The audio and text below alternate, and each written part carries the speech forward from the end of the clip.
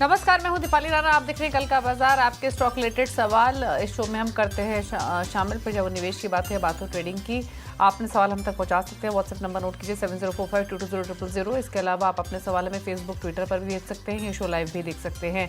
Show के दौरान कुछ सवाल हम सोशल मीडिया से भी करते हैं पिक। आज हमारे साथ हैं manasjaiswal.com के टेक्निकल लिस्ट मानस जायसवाल। सवाल जवाब के सिलसिले को शुरू करेंगे, लेकिन उससे पहले देख लेते हैं फटाफट से कि आज मार्केट में हुआ क्या। एक रिकैप लेकर आते हैं और कल के स्ट्रैटेजीज पर करते हैं फोकस। संकेत आज विदेशी बाजारों से बेहतर थे। भारतीय बाजार बढ़त पर बंद हुए। खरीदारी देखने को मिली। सेंसेक्स फाइनली 295 पॉइंट्स चढ़कर बंद हुआ। निफ्टी में 114 अंकों की बढ़त रही। मिड कैप स्मॉल कैप्स तो एक आउट परफॉर्मेंस दिखा ही रहे थे। हालांकि एसबीआई कोटक के नतीजों से निफ्टी बैंक पर जरूर थोड़ा सा प्रेशर दिखाई दिया। निफ्टी बैंक इंडेक्स करीब 200 पॉइंट गिरकर बंद हुआ। बाकी पॉकेट्स देखें तो auto, oil and gas, FMCG stocks में खरीदारी रही। तो पीएससी, मेटल, फार्मा इंडेक्स भी बढ़त पर बंद हुए। अब स्ट्रैटेजी क्या होनी चाहिए कल के मार्केट के लिए, इस पर करेंगे बातचीत। उससे पहले सेक्टोरल परफॉर्मेंस आपकी स्क्रीन पर। इंटरेस्टिंग रहा आज के अपमूव। अगर आज 3 ऐसी पॉकेट्स या सेक्टर्स जो कि दबाव में थे, वो पूरे बैंक और फाइनेंशियल स्पेस से थे। फिर चाहे वो निफ्टी बैंक हो, निफ्टी फाइनेंशियल से पीएसयू बैंक इंडेक्स हो, बाकी सभी सेक्टर्स हर निशान में ही बंद हुए। जिसमें सबसे ज़्यादा मोमेंटम रहा ऑयल एंड गैस में, ऑटोज में, एमएनएम के अपमूव के बाद। एफएमसीजी, मेटल भी 1-1.5% की बढ़त के साथ बंद हुए। निफ्टी फार्मा, रियल्टी में भी 0.5-1% की बढ़त रही। ये रहा आज के मार्केट का एक्शन। अब कल की तैयारी कैसे करनी, इस पर करते हैं बातचीत। मानस, नमस्कार, बताइए कल के लिए आउटलुक निफ्टी बैंक निफ्टी पर कैसे ले ट्रेड।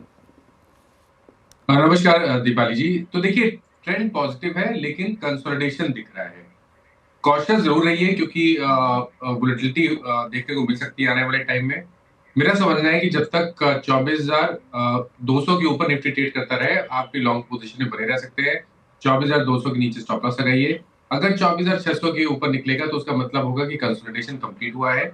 उसके बाद आपको 25,100 तक की रैली निफ्टी दिखा सकता है। तो अंडरटोन बुलिश है लेकिन कॉशियस रहने की बिल्कुल जरूरत है निफ्टी पे। और देखिए, बैंक निफ्टी में भी कंसोलिडेशन दिख रहा है। पॉइंट ये है कि कंसोलिडेशन 10 डे मूविंग एवरेज के ऊपर हो रहा है। तो जब तक 54,000 के ऊपर बैंक निफ्टी ट्रेड करता रहेगा, तब तक अंडरटोन बुलिश बना रहेगा। ऊपर की तरफ एक रेजिस्टेंस है 55,600 के आसपास। अगर उसके ऊपर निकलेगा तो उसके ऊपर करीब 1200 से 1500 पॉइंट की तेजी आपको बैंक निफ्टी में भी देखने को मिल सकती है। लेकिन जैसे मैंने पहले मेंशन किया, कॉशियस अप्रोच ही रखिए क्योंकि मार्केट में वोलेटिलिटी बनी रह सकती है। तो स्टॉप लॉस जरूर लगा के रखिए।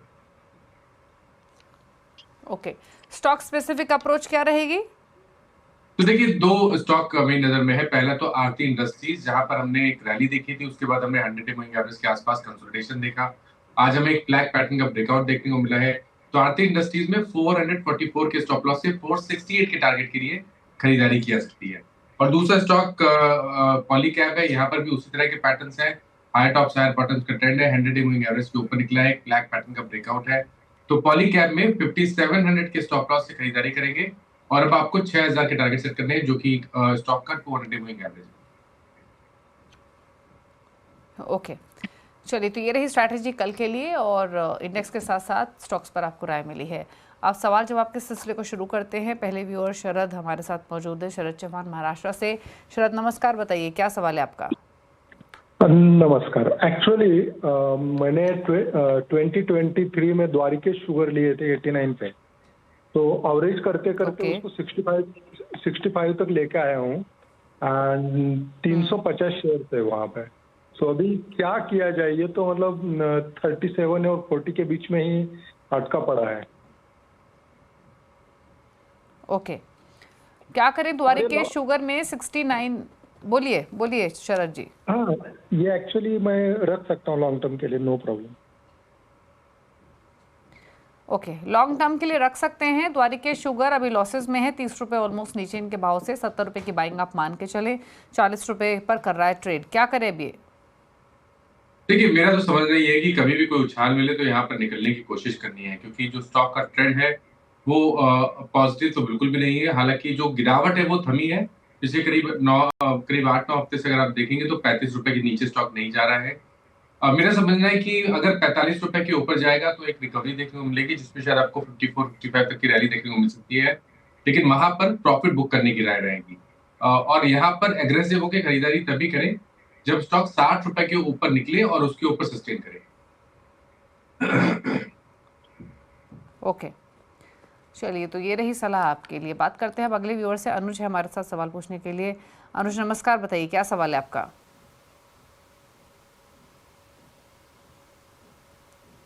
अनुज सवाल पूछिए प्लीज अपना, क्या क्वेश्चन है?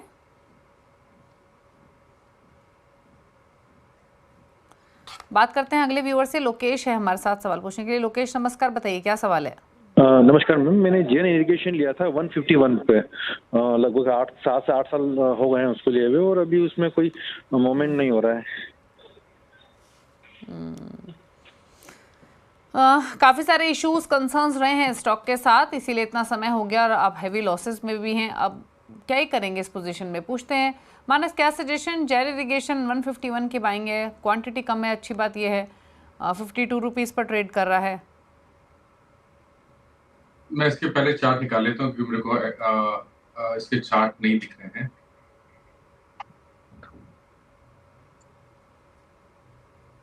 ओके, तो देखिए जैन इरिगेशन की जहां तक बात है, यहाँ पर जो अगर हम बात करें ट्रेंड की, तो ट्रेंड निगेटिव लगता है। एक हेड एंड शोल्डर पैटर्न बना है, स्टॉक अपने 20 मूविंग एवरेज के नीचे गया है। मेरे ख्याल से यहाँ पर गिरावट बढ़ेगी तो वापस 30 रुपए तक के भाव भी आपको देखने को मिल सकते हैं। आई थिंक बेटर स्ट्रेटेजी है, कभी कोई उछाल मिले तो रैली पे आपको अपनी लॉन्ग पोजीशन से एग्जिट करना है और फ्रेश खरीदारी 70 रुपए के ऊपर ही करनी है।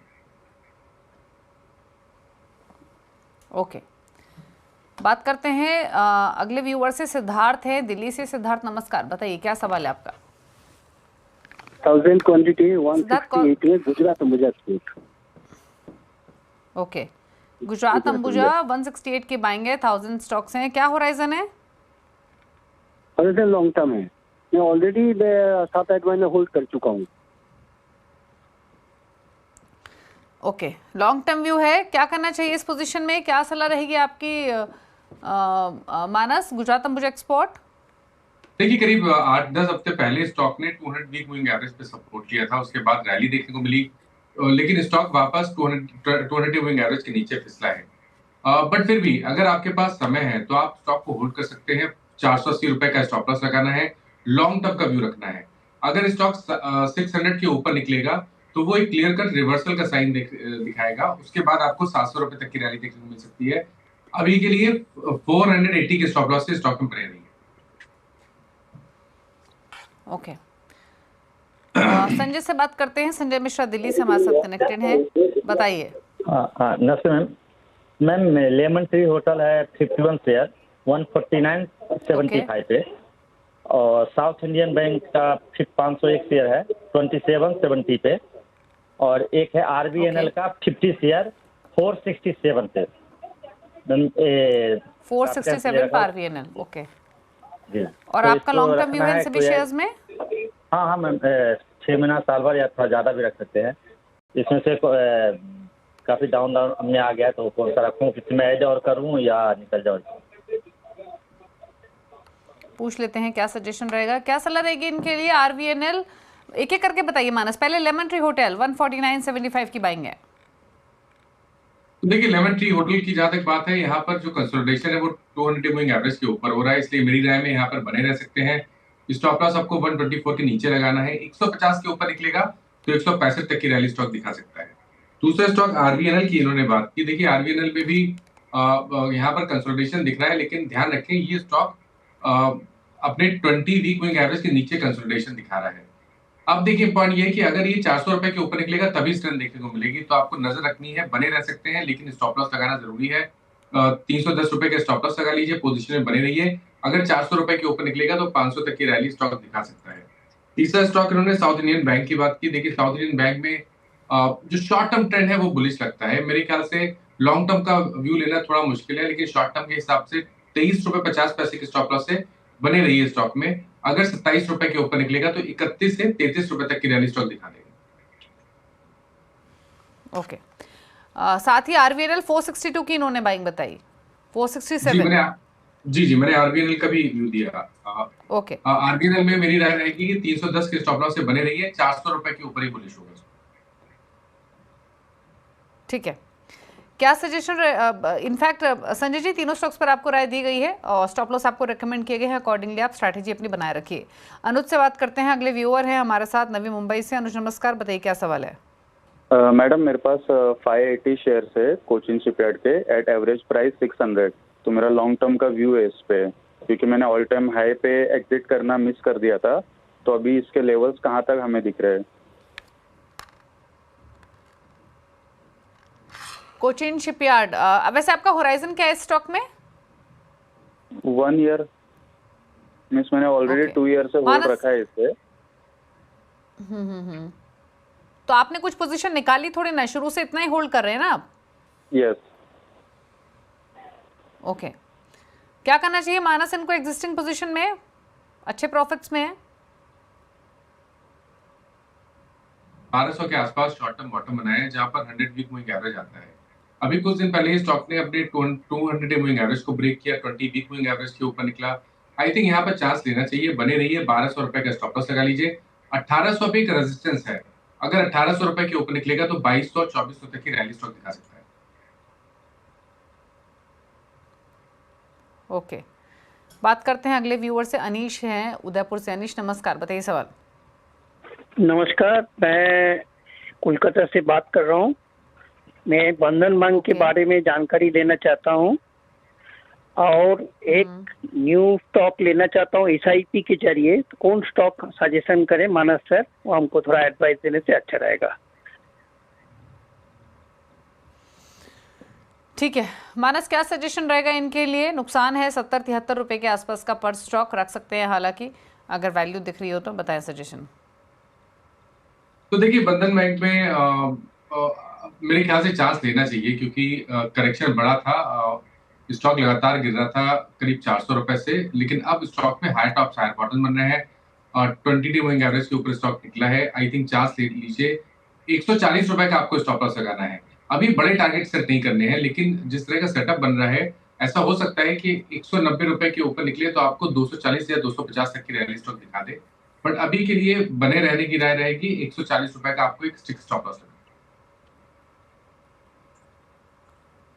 ओके, बात करते हैं अगले व्यूअर से। जसमीत है हमारे साथ, जसमीत सिंह कोहली दिल्ली से। जसमीत जी नमस्कार, बताइए सवाल। यस मैम, टाटा टेक्नोलॉजीज के 130 शेयर हैं एंड बाइंग प्राइस 893 है एंड Okay. BHEL है। भेल भी है आपके पास? हाँ बताइए, भेल में बाइंग प्राइस? क्या जी? उसका बाइंग प्राइस 241 है एंड ओके 400 ठीक है, पूछ लेते हैं दोनों स्टॉक्स पर राय। क्या करें? भेल में 241 की बाइंग है, 228 पर ट्रेड हो रहा है, 12 रुपए नीचे है। टाटा टेक्नोलॉजीज में 893 की बाइंग है, 600 के आसपास कर रहा है ट्रेड। क्या करें मानस दोनों पोजीशंस में? तो देखिए टाटा टेक में तो अभी भी कॉन्फिडेंस नहीं आ रहा है। हालांकि एक इनवर्स हेरेंशियल पैटर्न जैसा चार्ट पे दिख रहा है, लेकिन उसके लिए 750 रुपए का लेवल ब्रेक करना जरूरी है। अगर 750 रुपए के ऊपर निकलेगा तो 900-920 तक की रैली स्टॉक दिखा सकता है। बट फिर भी कॉशियस अप्रोच ही रहेगी और 590 का स्टॉप लॉस जरूर लगा लीजिए पोजीशन में, अगर आपके पास लॉन्ग पोजीशन है तो। भेल की जहां तक बात है, देखिए भेल का ट्रेंड पॉजिटिव लगता है, शॉर्ट टर्म ट्रेंड पॉजिटिव लगता है। हायर टॉप हायर बटन बन रहे हैं, 200 डे मूविंग एवरेज के ऊपर निकला है। नेक्स्ट टारगेट 260 रुपए का हो सकता है, इसलिए यहाँ पर बने रहने की कोशिश करनी है। 209 का आपको स्टॉप लॉस।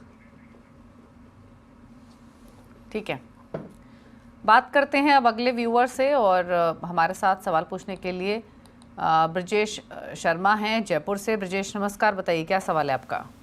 हाँ नमस्कार मैम। मैम मेरे पास 1450 रुपए में HDFC है 100 शेयर्स। ओके, और आपका होराइजन क्या है स्टॉक में? मैम लॉन्ग टर्म के लिए है 3 to 5 years. Okay, 3 to 5 years का व्यू है। HDFC बैंक 1450 है इनके पास। आपके पास LIC का भी स्टॉक है क्या ब्रजेश? हाँ मैम LIC के भी है मेरे पास। LIC भी लॉन्ग टर्म के बताइए, लिए बाइंग है और प्राइस इसमें बताइए। 750 के आसपास का रेट है। ओके, तो LIC 750 की बाइंग है, प्रॉफिट्स में है। HDFC बैंक प्रॉफिट्स में है, 1450 की बाइंग है। मानस प्रॉफिट्स लेने हैं दोनों शेयर्स में या होल्ड करना है? देखिए HDFC बैंक में तो होल्ड करना है। जैसे इन्होंने बताया कि स्टॉक को लंबे समय के लिए होल्ड कर सकते हैं, तो मेरा समझना है कि 3 साल का व्यू देना मुश्किल है मेरे लिए, लेकिन 1 साल का अगर टाइम फ्रेम रखें तो 2300 रुपए तक के टारगेट आपको HDFC बैंक दिखा सकता है। बने रहिए, कभी भी गिरावट मिले तो उसको स्टॉक को अक्यूमुलेट करना चाहिए। 1720 के नीचे आपको स्टॉप लॉस लगाना है। LIC इंडिया की जहां तक बात है, यहाँ पर भी बने रहने की कोशिश करनी है। क्योंकि देखिए गिरावट तो ऑलरेडी हमने देख ली, 1200 से 700 तक की गिरावट देखने को मिली थी। उसके बाद स्टॉक ने बॉटम बनाया 700 रुपए के आसपास, फिर हाई टॉप हाई बॉटम बनना शुरू है। आई थिंक यहाँ पर भी चांस लीजिए। 724 का स्टॉप लॉस लगाना है। ऊपर की तरफ कंडीशनल है, अगर 860 870 के ऊपर निकलेगा तो वो रिवर्सल का साइन होगा। उसके बाद आपको 1025 या 1050 तक की रैली स्टॉक। ओके, बात करते हैं रुपेश तिवारी से। अगले व्यूअर हैं दिल्ली से हमारे साथ। रुपेश नमस्कार, बताइए सवाल। नमस्ते मैडम, मेरा जो वेदांता है 422 का है परचेज। मैं 1 महीना हो गया मैंने खरीदे हुए, तो मैं 3 मंथ के लिए देख रहा हूँ, तो क्या इसको होल्ड करना? ओके, तो 3 मंथ्स का व्यू है आपका वेदांता में। 422 की बाइंग है, 46 स्टॉक्स है, फिलहाल 2-2.5 रुपए नीचे। तो अभी तो इनके भाव के आसपास ही है मानस। वैल्यू दिख रही है 3 महीने के हिसाब से ठीक लग रहा है। चार्ट्स पर रखें या निकल जाएं, क्योंकि अभी तो ज्यादा लॉसेज नहीं है। जी, तो देखिए मेटल को प्रेडिक्ट करना थोड़ा मुश्किल हो रहा है। वेदांता में एक बड़ी गिरावट अभी कुछ हफ्तों पहले हमने देखी थी, रिकवरी देखने को मिली है, लेकिन अब यहाँ से 440 इस रेंज में मल्टीपल रेजिस्टेंस दिखते हैं। आई थिंक बेहतर स्ट्रेटेजी है कि एक बार निकल जाए और फिर फ्रेश खरीदारी 440 रुपए के ऊपर करें, क्योंकि अगर 440 के ऊपर निकलेगा तो नेक्स्ट रैली में ये 500 रुपए तक भी जा सकता है। बट अभी के लिए क्योंकि यहाँ पर बहुत सारा रेजिस्टेंस दिखता है, बहुत सारे मूविंग एवरेजेस आते हैं, इसलिए मेरी राय में यहाँ पर एक बार निकल जाना बेहतर रहेगा। ओके, चलिए, तो ये राय रही रुपेश के लिए। वेदांता पर निकलने की सलाह है। 420 के आसपास कर रहा है ट्रेड। कुछ और व्यूअर्स से करते हैं बातचीत। एक सवाल और ले लेते हैं, और सवाल हमें भेजा है शिव कुमार गुप्ता ने आगरा से, अदानी एंटरप्राइजेस पर 245 स्टॉक्स है इनके पास, 2570 की इनकी बाइंग है, और जानना चाहते हैं लॉन्ग टर्म के हिसाब से क्या करें इस पोजीशन में। फिलहाल तो भाव के आसपास ही है मानस। आज ये पूरे ग्रुप के स्टॉक्स चहक भी रहे थे। क्या सजेशंस? तो देखिए यहाँ पर बने रहना चाहिए, क्योंकि क्लियर कट रिवर्सल के साइन देखने को मिल रहे हैं। 100 डे मूविंग एवरेज स्टॉक ने रिगेन कर लिया है। नेक्स्ट हर्डल 2600 रुपए है, जहां पर 200 डे मूविंग एवरेज है। पर जिस तरह के पैटर्न से उसको देख के लग रहा है कि स्टॉक 2600 को भी ब्रेक करेगा और शायद 3000 की तरफ जाने की कोशिश करेगा। इसलिए यहाँ पर आप अपनी लॉन्ग पोजीशन में बने रह सकते हैं। 2200 रुपए का स्टॉप लॉस लगा लीजिए। ओके, चलिए रुक रहे हैं एक ब्रेक के लिए। ब्रेक के उस पर कुछ और क्वेरीज, जल्द वापस आते हैं। आप देखते रहिए कल का बाजार।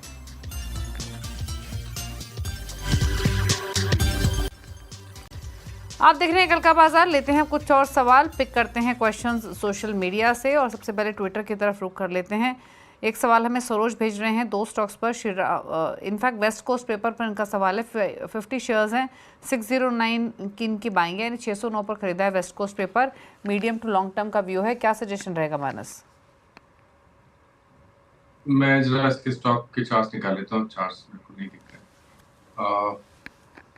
ओके, तो देखिए वेस्ट कोस्ट पेपर की जहां तक बात है, यहाँ पर स्टॉक ने अभी करीब 2 हफ्ते पहले 200 डे मूविंग एवरेज को ब्रेक किया। उसके बाद हम कंसोलिडेशन देख रहे हैं। अंडरटोन बुलिश बना हुआ, बेरिश बना हुआ है, इसलिए अपनी लॉन्ग पोजीशन पे ध्यान रखिए। थोड़ा सी रिकवरी और देखने को मिले तो आई थिंक 480 490 इस रेंज में लॉन्ग पोजीशन से निकल जाए तो बेहतर रहेगा। और फ्रेश खरीदारी अब आपको 530 रुपए के ऊपर ही करनी है। ओके, और सवाल लेते हैं। और एक सवाल हमें भेजा है SMS के थ्रू। ये कुछ क्वेश्चंस ले लेते हैं जो हमें सवाल मिले हैं। सयंतन अधिकारी ने कोलकाता से सवाल भेजा है हीरो मोटोकॉर्प पर। इनके पास 50 शेयर्स हैं, 3866 की बाइंग है। लॉन्ग टर्म व्यू है मानस? देखिए लॉन्ग टर्म के हिसाब से हीरो मोटोकॉर्प पे आप बने रहा जा सकता है। 3350 का आपको स्टॉप लॉस लगाना है। ऊपर की तरफ 4100 का लेवल ब्रेक होगा तो 4600 तक की रैली स्टॉक दिखा सकता है। लेकिन ये भी ध्यान रखिए कि अगर 4700 के ऊपर निकला, जहां पर 50 वीक में एवरेज आता है, उसके ऊपर निकलेगा तो 5000 तक की रैली भी दिखा सकता है। तो बढ़िया स्टॉक है, लॉन्ग टर्म के लिए बने रहिए। मितेश का सवाल है वडोदरा से एक्साइड पर 478 की इनकी खरीदारी है, 208 शेयर्स हैं। जानना चाहते हैं क्या करें इस पोजीशन में, बताइए। देखिए अभी कहना थोड़ा मुश्किल है, क्योंकि जो ट्रेंड है वो नेगेटिव बना हुआ है। इंपॉर्टेंट मूविंग एवरेज के नीचे ट्रेड कर रहा है। नीचे की तरफ एक सपोर्ट है जहां पर 200 वीक मूविंग एवरेज है, तो 311 के स्टॉप लॉस से पोजीशन में बने रहिए। ऊपर की तरफ अगर 400 रुपए के ऊपर निकलेगा तभी ट्रेंड बुलिश होगा। उस केस में आपको 460 तक की रैली स्टॉक दिखा सकता है। ओके, चलिए सवाल लेते हैं कुछ। अब फेसबुक से रघुवेंद्र राजपूत यूपीएल पर सवाल भेज रहे हैं फेसबुक पर। लॉन्ग टर्म व्यू है, 70 शेयर्स, 566 बाइंग है मानस। तो देखिए बहुत ही बढ़िया स्टॉक है, स्ट्रक्चर पॉजिटिव लगता है, लॉन्ग टर्म चार्ट बेहतरीन है। 600 के स्टॉप लॉस से करीब 12 महीने के लिए बने रहेंगे। तो आपको 850 या 900 रुपए तक की रैली स्टॉक दिखा सकता है।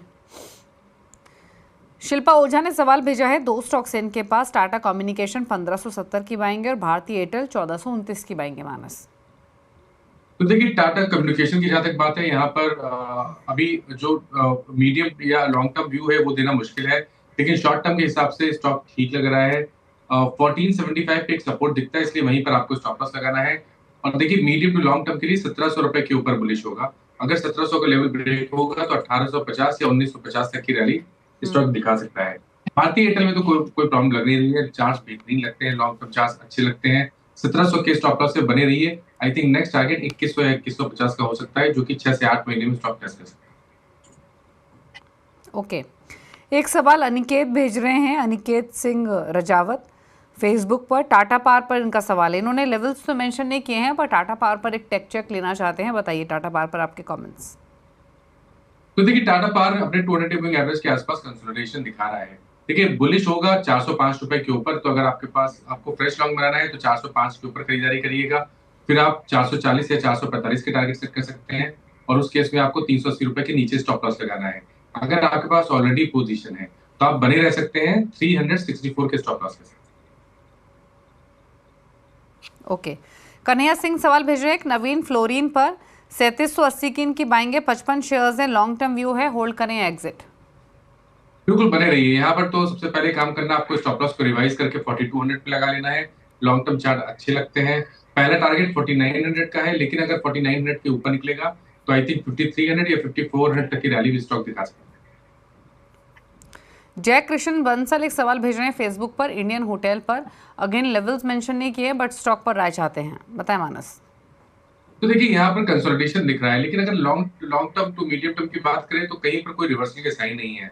तो अगर आपके पास समय है तो बने रहिए, 700 रुपए के नीचे स्टॉप लॉस लगा लीजिए। कंसोलिडेशन के अपर जोन को ब्रेक करेगा, अगर 850 रुपए के ऊपर निकलेगा तो उसके ऊपर करीब 125 से 200 रुपए तक की रैली दिखा सकता है। ओके, चलिए, तो ये बात हुई इंडियन होटल की। 801 पर बंद हुआ आज के सेशन में। सवाल इतने लेंगे। मानस, कोई क्लोजिंग कमेंट?